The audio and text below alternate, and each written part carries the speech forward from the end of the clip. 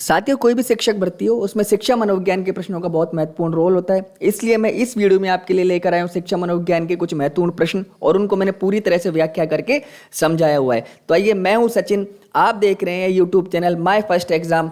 तो आइए उन प्रश्नों को पढ़ना और समझना शुरू करते हैं। सबसे पहला हमारा सवाल है, ईसा की 16वीं सदी में मनोविज्ञान को क्या माना जाता था। देखिए, ईसा और 16वीं सदी ईसवी एक ही बात है। तो उसको क्या माना जाता था? आत्मा का विज्ञान, मन का विज्ञान, मस्तिष्क का विज्ञान या व्यवहार का विज्ञान। तो देखिए, इसका उत्तर है ईसा की 16वीं सदी में मनोविज्ञान को आत्मा का विज्ञान माना जाता था। जिस समय पे मनोविज्ञान को पढ़ाना शुरू करा, मनोविज्ञान को समझना पढ़ना शुरू करा या उसका विश्लेषण शुरू किया, उस समय पे सबसे पहले इसको आत्मा का विज्ञान माना जाता था। 16वीं सदी में प्लेटो और अरस्तु इस विचार के जनक थे। वो मानते थे कि मनोविज्ञान को आत्मा का विज्ञान माना जाता है। उसके बाद मन या मस्तिष्क का विज्ञान 17वीं सदी में आया, जो कि इटली के एक विद्वान पोम्पोनोजी के द्वारा इस विचार को प्रतिपादित किया गया। इसके बाद में व्यवहार का विज्ञान, जो कि 20वीं सदी में वाटसन के द्वारा इसको माना गया। चलिए दूसरे नंबर का सवाल देखते हैं। प्रयोगात्मक मनोविज्ञान का जनक किसे माना जाता है? देखिए, मनोविज्ञान की कई सारी श्रेणियां हैं, उनमें से प्रयोगात्मक भी एक है। ये क्या है, यह मैं आपको जब अगले वीडियो में या फिर मेरी जो अगली सीरीज रहेगी जिसमें मैं आपको मनोविज्ञान पढ़ाऊंगा उसमें इन सारी चीज़ों को बताऊंगा। तो देखिए, मैकडूगल, विलियम जेम्स, वॉटसन या विलियम वुंट। तो इसका उत्तर है प्रयोगात्मक मनोविज्ञान का जनक विलियम वुंट को माना गया है। विलियम वुंट ने ही प्रथम मनोवैज्ञानिक प्रयोगशाला की स्थापना की थी। कहाँ की थी और कब की थी, याद कीजिए। नहीं तो मैं बाद में आपको इसी वीडियो में या फिर इसके अगली वीडियो में आपको बता दूंगा। वैसे बता दूं, जर्मनी के लिप्जिंग शहर में की थी। तीसरा सवाल, ए डिक्शनरी ऑफ साइकोलॉजी पुस्तक किसने लिखी? ये एक फैक्चुअल क्वेश्चन है, इसमें ज़्यादा समझाने की बात नहीं। हाँ, जब मैं आपको क्वेश्चंस के उसकी किताबों के बारे में, बुक्स की एक अलग सी वीडियो बना के डालूंगा, तब मैं आपको इसके बारे में बताऊंगा। तो फिलहाल के लिए ये ठीक है। ए डिक्शनरी ऑफ साइकोलॉजी पुस्तक जेम्स ट्रेवर ने लिखी थी। चौथा सवाल, प्रथम मनोवैज्ञानिक प्रयोगशाला की स्थापना कहाँ हुई थी? प्रथम मनोवैज्ञानिक प्रयोगशाला की स्थापना कहाँ हुई थी? सॉरी, ये थोड़ा गलत हो गया। कब और कहाँ हुई थी? तो ये 1878, 1876, 1879, 1871। तो इसका उत्तर है 1879 यानी 1879 में। और प्रथम मनोवैज्ञानिक प्रयोगशाला की स्थापना विलियम वुंट के द्वारा जर्मनी के लिप्जिंग शहर में की गई थी। जस्ट पिछला ही सवाल था हमारा, उसका उत्तर यहाँ पर हमने दिया है। चलिए पांचवा सवाल, एक बाल केंद्रित कक्षा में बच्चे सामान्यतः किससे सीखते हैं? शिक्षक से, व्यक्तिगत रूप से, समूह से या दो या तीन दोनों से, यानी व्यक्ति को समूह दोनों से। साथियों, मैं बता दूं, बाल केंद्रित कक्षा होती है चाइल्ड सेंट्रलाइज क्लास, यानी पूर्णतः बच्चों पर केंद्रित होती है। उसमें बच्चे अपने आप ही एक दूसरे पर ध्यान देते हैं, शिक्षक को ज्यादा रोल नहीं होता है। तो इसका उत्तर होगा व्यक्तिगत रूप से और समूह दोनों से, यानी बच्चे इसमें दोनों तरह से सीखते हैं और शिक्षक का कोई बहुत ज्यादा रोल इसमें नहीं होता है। देखिए, यहाँ पे मैंने लिखा हुआ भी है। छठा सवाल, ईमाइल नामक ग्रंथ की रचना किसने करी? रूसो, किलपैट्रिक, गाल्टन या जड़? इसका भी फैक्चुअल क्वेश्चन है। जब मैं आपको किताबें पढ़ाऊंगा, पुस्तकें पढ़वाऊंगा, तो इसका उत्तर मैं आपको दूंगा और पूरी डिटेल बताऊंगा। तो इस समय पे इसका जवाब है रूसो। एमाइल नामक ग्रंथ की रचना रूसो ने करी थी। सातवां सवाल, बाल मनोविज्ञान में अध्ययन किया जाता है, किसका अध्ययन किया जाता है बाल मनोविज्ञान में? बाल्यावस्था के व्यवहार का, गर्भकालीन अवस्था से परिपक्वता तक यानी मैच्योरिटी तक, बालक की विकास की अवस्था का, या फिर बालकों की मनोवैज्ञानिक क्रियाओं का? किसका अध्ययन किया जाता है? देखिए, उत्तर मैंने इसी में दिया हुआ है, गर्भकालीन अवस्था से परिपक्वता तक। परिपक्वता यानी कि मैच्योरिटी की उम्र क्या होती है, गर्भकालीन अवस्था से मैच्योरिटी तक क्या क्या परिवर्तन आते हैं, क्या सारी चीज़ होती हैं, ये भी मैं आपको अगले वीडियोज़ में बताऊंगा। फिलहाल के लिए इसका उत्तर है कि बाल मनोविज्ञान में गर्भकालीन अवस्था से परिपक्वता तक का अध्ययन किया जाता है। आठवां सवाल देखिए, जन्म के समय बालक की लंबाई कितनी होती है? जन्म के समय, देखिए इसमें लगभग पूछा गया है, कोई एक्यूरेट इंच टेप से नहीं नापना है हमने, और ना ही किसी ने नापा होगा तो रिसर्च के आधार पर किया होगा। जरूरी नहीं है कि सबकी इतनी हो, किसी की थोड़ी ज़्यादा थोड़ी कम हो सकती है। तो जन्म के समय बालक की लंबाई, यहाँ पे पुरुष की बात हो रही है, कितनी होती है? तो देखिए, जन्म के समय बालक की लंबाई होती है 51.25 सेंटीमीटर, यानी कि लगभग 19 या 20 इंच हम इसको कह सकते हैं। और देखिए, बालिका की जो लंबाई यानी लड़कियों की जो लंबाई होती है वो 50.75 होती है। 6 वर्ष की आयु तक 100 या 110 सेंटीमीटर तक हो जाती है। और जो किशोर होता है व्यक्ति या यानी कि लड़का होता है वो 8 वर्ष की आयु तक, वह किशोरी 16, 8 नहीं 18 है साथियों, ये 8 नहीं है 18 है, 18 वर्ष की आयु तक और किशोरी 16 वर्ष की आयु तक अपनी अधिकतम ऊंचाई प्राप्त कर लेती है। मैं टेक्निकल टीम को बोल के इनको सही करवाऊंगा, इस बार इनमें शायद कुछ एरर्स हैं। तो जो लड़के होते हैं वो 18 वर्ष की आयु तक और लड़कियां 16 वर्ष की आयु तक अपनी पूरी ऊंचाई प्राप्त कर लेती हैं।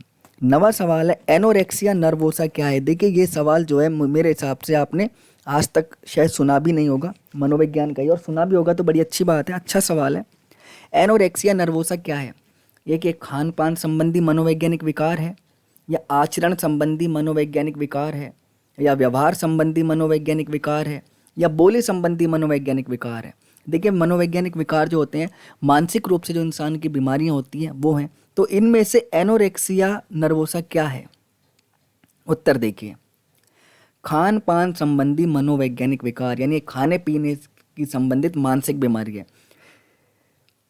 जो लोग इस बीमारी से पीड़ित होते हैं वो सोचते हैं कि मोटे हो रहे हैं, चाहे उनका वजन सामान्य से कम हो, लेकिन फिर भी उनको ये लगता है कि हम मोटे हो रहे हैं। और ऐसे लोग अपना वजन कम करने के लिए खाने में कटौती करने लगते हैं और भूखे रहने लगते हैं, यानी उनको भूख लगती है फिर भी वो नहीं खाते हैं। क्यों?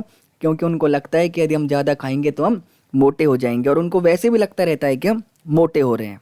ये कि मेंटली डिसऑर्डर की निशानी है, एक मानसिक विकार है ये। चलिए 10वां सवाल देखिए, भूख नहीं रहने पर भी खाना कौन से विकार या बीमारी के लक्षण हैं? Bulimia nervosa, anorexia nervosa, Bingi आहार विकार, या इनमें से कोई नहीं। देखिए मैंने इसमें आपको एनोरेक्सिया नर्वोसा अभी बताया कि वो भूखे रहते हैं, अब ये भूखे नहीं रहते फिर भी खाते हैं, अब ये कौन है? चलिए देखते हैं।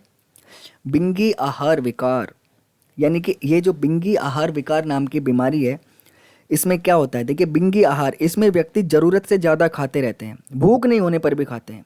और जो बुलिमिया नर्वोसा होती है इसमें किशोर सोचते हैं कि उन्हें कोई प्यार नहीं करता। किशोर का मतलब लड़के और लड़कियां दोनों आएगा यहाँ पर। वो सोचते हैं कि उन्हें कोई प्यार नहीं करता और उनका ध्यान आकर्षित करने के लिए, यानी लोगों का ध्यान आकर्षित करने के लिए वो बच्चे या जो टीनेजर्स है वो क्या करते हैं? ज़्यादा खाने लगते हैं और बाद में ये सोच कर कि कहीं वजन ना बढ़ जाए उसी खाने को उगल देते हैं। तो देखिए किस किस तरह की बीमारियां दुनिया में, मैंने तो सुनी पहली बार है ये। चलिए आगे करते हैं।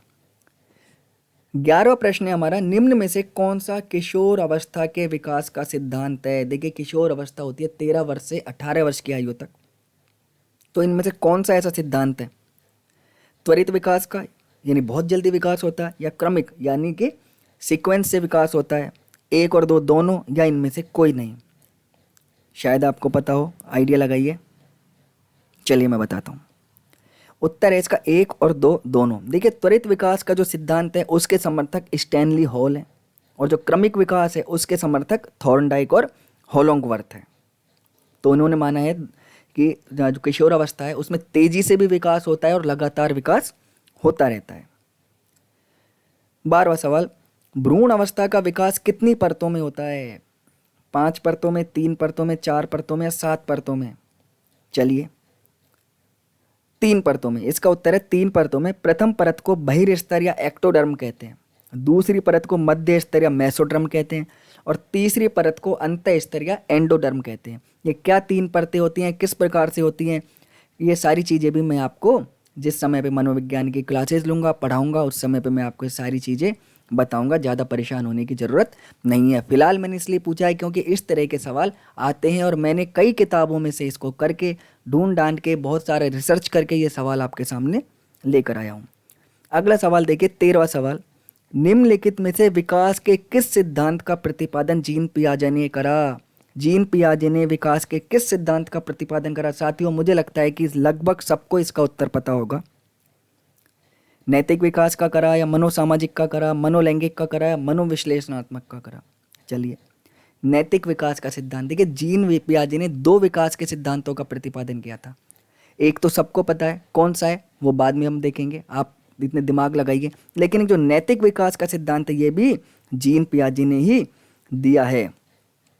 अब देखिए नैतिक विकास का सिद्धांत जीन पियाजे ने दिया, जबकि मनोसामाजिक जो है विकास है उसका प्रतिपादन एरिक्सन ने करा।